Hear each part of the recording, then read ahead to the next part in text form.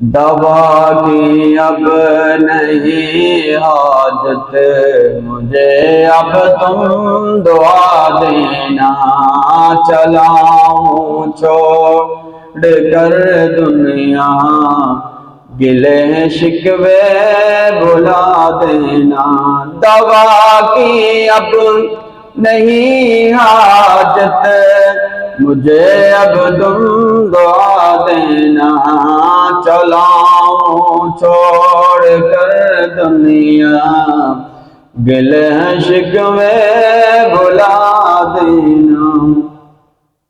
مولاي صل وسلم دائما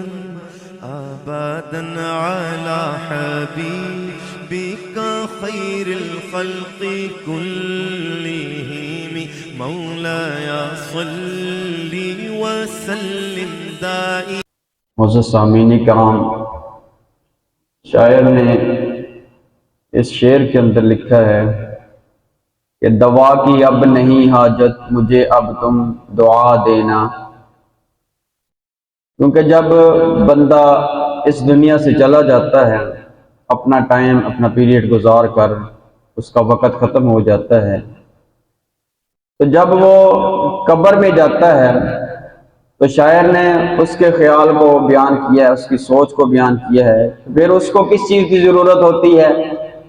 اس کو دوا کی ضرورت نہیں ہوتی، دوائی یعنی میڈیسن کی ضرورت نہیں ہوتی، اس کو صرف دعاؤں کی ضرورت ہوتی ہے کہ اس کے پیچھے کوئی پڑھ کر کوئی بخشنے والا ہے، ایصال ثواب کرنے والا ہے کوئی۔ اور قرآن مجید کے اندر بھی اللہ تبارک و تعالیٰ نے اس بات کو بڑے ہی خوبصورت انداز کے اندر بیان فرمایا ہے، والذین جاءوا من بعدهم یقولون ربنا اغفر لنا ولاخواننا الذین سبقونا بالایمان۔ جب کوئی بندہ فوت ہو جاتا ہے تو اس کے جو بعد والے ہیں وہ پھر اس کے لیے دعا کرتے ہیں، بخشش کی دعا کرتے ہیں، اور کیا کہتے ہیں؟ والذین یقولون ربنا اغفر لنا، کہ اللہ تبارک و تعالی ہماری بخشش فرما، ولاخواننا الذین سبقونا بالایمان، اور ہمارے بھائیوں کی بھی بخشش فرما۔ اس میں دعا کا ارشاد فرمایا گیا، اور سبقونا بالایمان، شرط یہ ہے کہ وہ مسلمان ہوں، مومن ہوں۔ مومن کے لیے دعا ہے، کافروں کے لیے دعا نہیں ہے، غیر مسلم کے لیے دعا نہیں ہے۔ تو دعا کا سلسلہ جو ہے جاری رہنا چاہیے، مانگتے رہنا چاہیے بعد میں بھی۔ اور حضور علیہ السلام نے بھی اس کو ارشاد فرمایا کہ دعا کا پھر ہمارے فوت شدگان کے لیے فائدہ کتنا ہوتا ہے۔ ارشاد فرمایا مل میت فی القبر کالغریق المتغوث، کہ جس کو ہم نے مردہ سمجھ کر قبر میں رکھا ہے، اس کا جنازہ پڑھا، کفن دفن کیا، تدفین کی اس کی، ہم نے قبر کو رکھ کے ہم اس کو واپس آئے ہیں،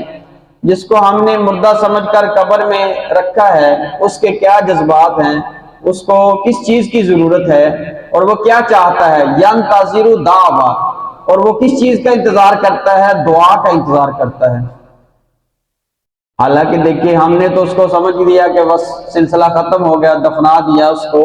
لیکن حدیث پاک کے الفاظ ہے ینتظر دعوا، وہ انتظار کرتا ہے دعا کا کہ میرے پیچھے کوئی دعا کرنے والا ہے۔ اور پھر جب کوئی اس کے لیے دعا کرتا ہے اس کو کتنا فائدہ ہوتا ہے۔ کانت احب الیہ من الدنیا وما فیہا، کہ ایک زندہ انسان کی جھولی کے اندر دنیا کے سارے خزانے ڈال دو، حالانکہ یہ ممکن نہیں ہے، اگر کوئی کر بھی دے تو وہ بندہ اتنا خوش نہیں ہوتا جتنا ہمارے فوت شدگان جو ہے وہ اگر چلے جائیں، ان کے بعد جو ہے کوئی اگر دعا مانگتا ہے، کوئی ان کے لیے کلام پاک پڑھ کر بخشتا ہے، اس کے لیے صالح ثواب کرتا ہے، اس کے لیے دعا کرتا ہے، تو وہ بندہ جو ہے ہماری دعاؤں کے چند جملوں سے اتنا نہیں، اس سے بھی زیادہ خوش ہو جاتا ہے۔ کان احب الیہ من الدنیا وما فیہا، تو یہ اس کے لیے آسانیاں ہیں، راحتیں ہیں، اس کے لیے آسودگیاں ہیں جب ہم پیچھے اس کے لیے دعاؤں کا سلسلہ جاری رکھتے ہیں۔ تو شاعر نے بھی یہی اس کے اندر لکھا ہے کہ دوا کی اب نہیں حاجت مجھے اب تم دعا دینا، چلا ہوں چھوڑ کر دنیا، گل شکوے بلا دینا، درود پاک پڑھ پڑھ کر میری میت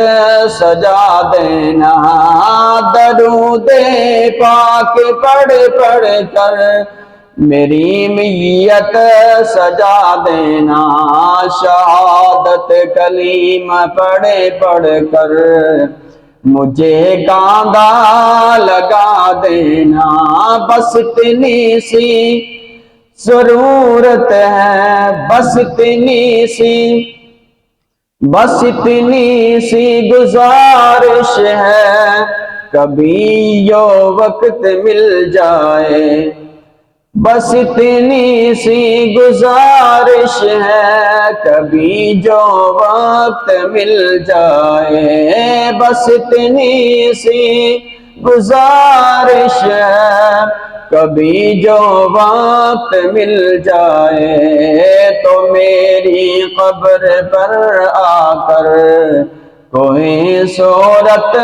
سنا جانا، تو میری قبر پر آ کر کوئی صورت سنا جانا۔